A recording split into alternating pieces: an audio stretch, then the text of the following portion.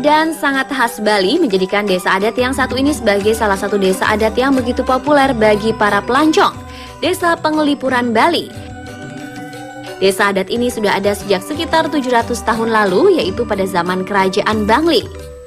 Menurut penuturan para sesepuh, Desa Penglipuran merupakan serpihan dari Desa Bayung Gede Kintamani. Kata penglipuran berasal dari kata pengeling dan pura, di mana kata eling sama dengan ingat atau mengingat, sedangkan pura adalah tempat atau benteng atau tanah leluhur.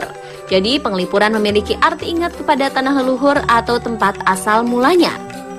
Lebih dari 50% dari total lahan desa ini adalah hutan bambu yang mengelilingi hampir seluruh wilayah desa. Hal ini tentu berbeda dengan kondisi yang terjadi di kawasan Bali lainnya, khususnya kawasan Bali Selatan yang syarat akan modernisasi yang berasal dari pengembangan sektor pariwisata. Selain Desa Penglipuran, masih ada beberapa desa lainnya di Bali yang juga unik dan jauh dari modernisasi. Dan berikut beberapa desa unik di Bali yang berhasil Spotlight kunjungi beberapa waktu lalu.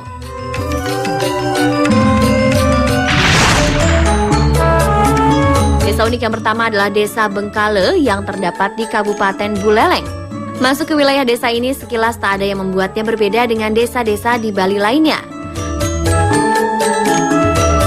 Ternyata keunikan Desa Bengkale adalah karena banyak penduduknya yang menderita bisu tuli atau disebut kolok dalam istilah Bali. Menurut informasi yang tim Spotlight dapat, di sekitar tahun 1970-an, penduduk yang menderita kolok pernah mencapai jumlah ratusan, namun sekarang ini jumlah penduduk yang menderita jauh berkurang yaitu sekitar 42 jiwa. Hal tersebut menunjukkan peningkatan yang cukup berarti. Tidak ada yang mengetahui dengan pasti apa penyebab dari kolok yang diderita oleh para penduduk karena belum ada hasil penelitian yang berhasil memberikan suatu kesimpulan. Namun tidak dipungkiri bahwa ada mitos dari leluhur mengenai hal yang menyebabkan kolok tersebut.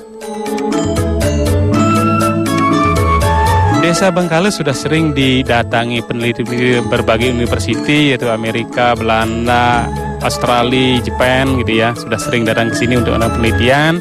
Yang mana dulu sudah ada penelitian kaitannya dengan keberadaan kolok itu sendiri ya. Sehingga tidak dapat divonis begitu saja bahwa dari genetik gitu ya. Tapi dalam satu konsep boleh ya gitu ya. Tapi di sisi lain ada unsur-unsur mitos yang terkandung di situ.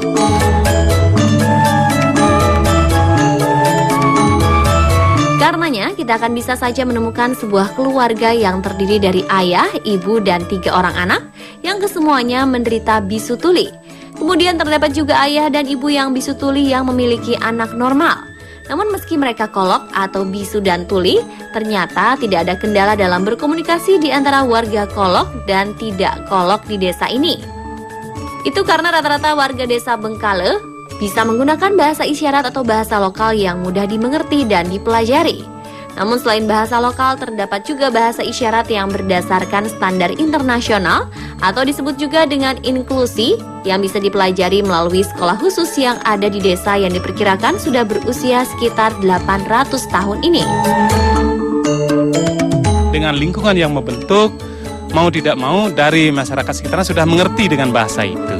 Nah, tanpa didasari ada pembinaan pelajaran pun, masyarakat Bengkale secara umum ya 80% mengerti dengan bahasa isyarat lokal yang dimaksud. Nah, mengenai dengan pendidikan bahasa isyarat yang lain yaitu CB dengan ESL itu lewat pendidikan inklusi yang ada. Nah, karena sekarang bagi yang mengecam pendidikan inklusi sudah barang tentu pasti mengenal bahasa-bahasa CB dan ESL yang dimaksud. Yang menjadikan istimewa, walaupun memiliki kekurangan, itu sama sekali tidak membuat mereka kecil hati atau merasa minder.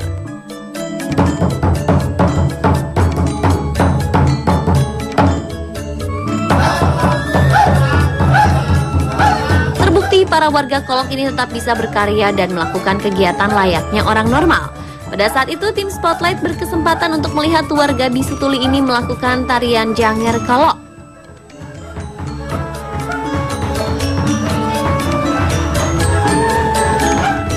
Di Bengkale ini, Desa Bengkale ini memiliki komunitas kolok ya. Tahun 1968 dimulai salah satu tokoh seniman yang mengajarkan mereka untuk menarikan salah satu tarian yang agak banyak membutuhkan penari, yaitu tari Janger.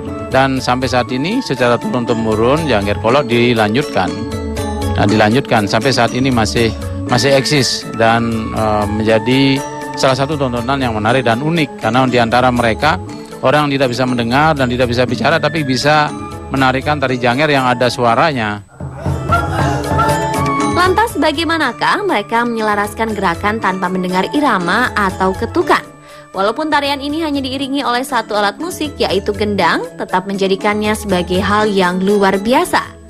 Ternyata salah satu kuncinya adalah ada di Bapak Getarika, sang penabuh gendang, yang akan memberikan isyarat kapan mereka masuk, kapan mulai, kapan berhenti, dan seterusnya. Di samping kolok, hal lain yang menjadi ciri khas dari desa Bengkale adalah tanaman kunyitnya yang khas. Hampir seluruh penduduk memiliki tanaman kunyit di rumah maupun di perkebunan. Diungkapkan bahwa kunyit sangat mudah tumbuh di tanah ini dan seakan wajib untuk ditanam di desa yang memiliki luas lebih dari 430 hektar tersebut. Selain kunyit, suwuk juga merupakan tanaman umbi-umbian yang juga dikatakan sebagai salah satu tanaman khas di desa Bengkale.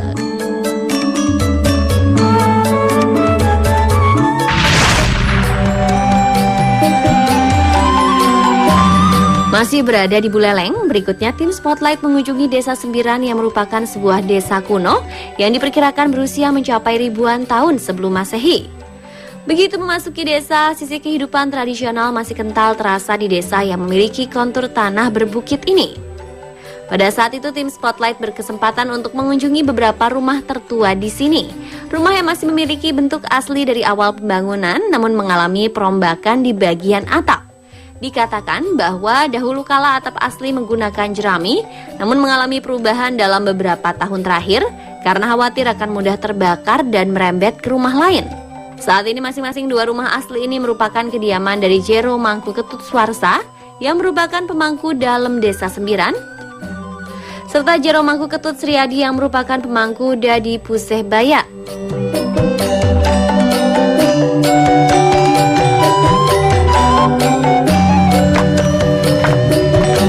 Jero, apa kabar? Ini saya lagi melihat keadaan sekitar Desa Sembiran ini. Ini kan ada beberapa rumah asli ya? Ini rumah asli desa sini. Kalau untuk di sini sendiri, udah berapa tahun Jero menempati? Saya menempati baru ini. Tapi waktu dulu itu ada. Kalau saya pas jadi gini itu ada dari atas ada wahyunya. Hal menarik lainnya yang kami temukan di Desa Sambiran ini adalah tenun ikatnya yang dinamakan tenun ikat cak-cak.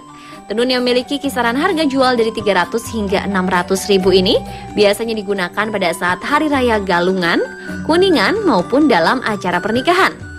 Para pengrajin tenun mengatakan butuh waktu sekitar 1 minggu untuk menyelesaikan satu potong selendang, sedangkan kurang lebih 10 hari untuk satu potong kain.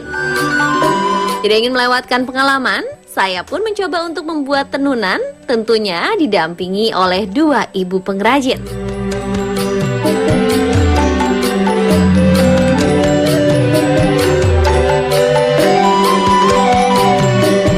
Pemirsa, itulah beberapa desa unik yang ada di Bali.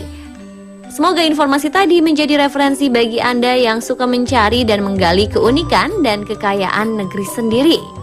Dan membuat kita semua semakin peduli untuk lebih melestarikan keunikan dan ciri khas yang menjadi bagian dari keragaman dan kekayaan tanah air kita sendiri, Indonesia.